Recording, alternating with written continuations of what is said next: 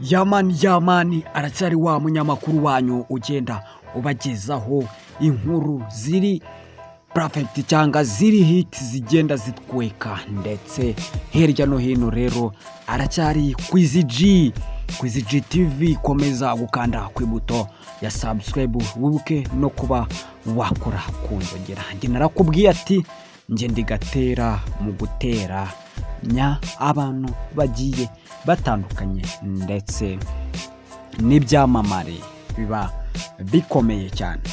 Inkuru tugarutseho rero ni inkuru rero ya Rocky na Bruce Melody, aho bivuga yuko ko bari mwihangana rikomeye cyane.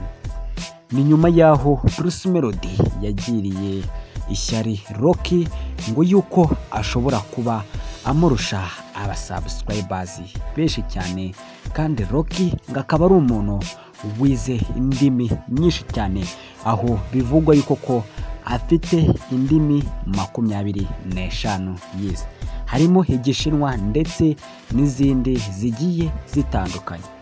Ese bano bagabo barimo barapiki? Ni nyuma yaho Rocky ngashobora kuba yinjiza ngo angana na miliyoni 35 za buri kwezi, aho Bruce Melody ari kwinjiza miliyoni 10 za buri kwezi. Rero Bruce Melody akaba ariho bivuga ko ashobora kuba azira Rocky cyane. Ngiye tugiye kubana rero muri iki kiganiro, aracyari Kwica TV. Komeza gukanda ku ibuto ya subscribe, wibuke no kuba wakora kunzogera. Aya ni amagambo Bruce Melody ubwe yivugiye arimo asebya uwo bita Rocky, nawe iyumvire uko yabikozemo. Ni isesereza rihabanye no kuba kurengera ikiremwa muntu. Bruce Melody bimeze bite? Tukaba tukwakiriye kuri TV yacu nka Umwe. Ese watubwira abantu ushobora kuba wanga inaha mu Rwanda, watubwira? Nyine ngiye mpamvu ngiyewe nyine umuntu wa mbere ngiye mbasha kuba nakanga cyane bamwita buriya Rocky kirabiranye. Rocky kirabiranye buriya ndamwanga byadanje pe biri seri. None ukaba umwangira iki se kumbona Rocky ari umuntu witonze cyane? Oya buriya Rocky n'imbwa buriya cyane. Rocky n'imbwa ni umuntu ushaka kwiyemera ngo yerekane ngo karenze. Ejo ngo bafunguye agaca nuko ngo mbana ngo yirukanse ngajya muri Amerika ngo kugafunguza. Birase birabivuze iki? Nta kintu bivuze biriya.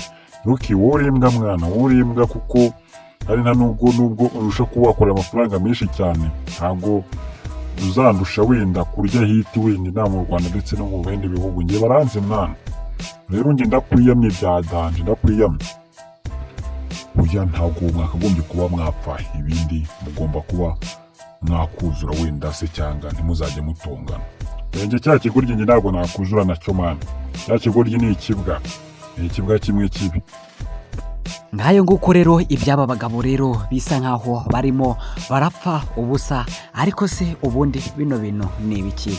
Rero Irene aho yari yakoresheje ikiganiro Bruce Melody yavuze yuko yamuhitishijemo, aramubwira ngo nabahe bastari wanga mu Rwanda. Ikintu cyamubangukiye cyane, yahise avuga uwo bita Rocky Kimomo ko yuko ari imbwa cyane.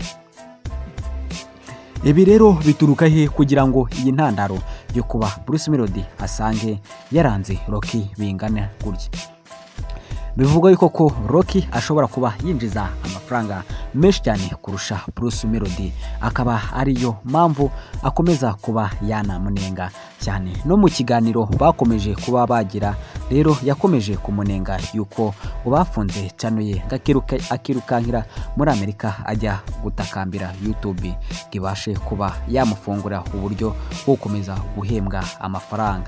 Iyo bitaba ibyo ngibyo, iyo bitazakuza kuba uko nguko, ubu Rocky nta kintu yakagombye kuba afite.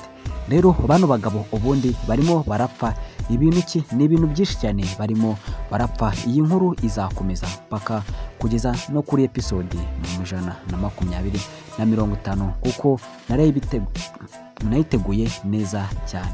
Mukomeze kugira ibihe byiza kandi ndabakunda cyane. Aracyari Kwiza TV.